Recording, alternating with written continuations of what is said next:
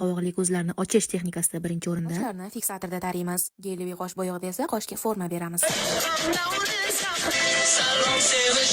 Mana shu uchta kiprikni o'lgida yomon ko'raman.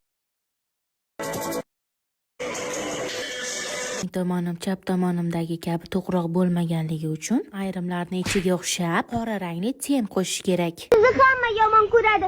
Dadam, oyim, qishloqdagi odamlar, magazinchi g'aybullar.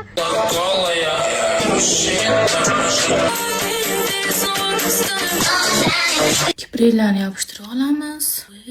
A few moments later. Ko'zni ichiga odam rang qalam surib olaman. Tagidan jigarrang tenda bo'yaymiz. So'nggi etapda kiprik ostini bo'yab olamiz va qovoqli ko'zlarni ochish texnikasida birinchi o'rinda. Qoshlarni fiksatorda taraymiz. Geliy qosh bo'yog'ida esa qoshga forma beramiz. Mana shu uchta kiprikni o'lgida yomon ko'raman. Tomonim chap tomonimdagi kabi to'qroq bo'lmaganligi uchun ayrimlarni ichiga o'xshab qora rangli ten qo'shish kerak. Sizni hamma yomon ko'radi. Dadam, oyim, qishloqdagi odamlar, magazinchi g'aybullar.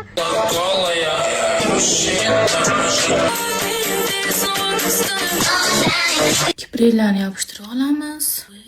A few moments later. Ko'zni ichiga odam rang qalam surib olaman. Tagidan jigarrang tenda bo'yaymiz. So'nggi etapda kiprik ostini bo'yab olamiz va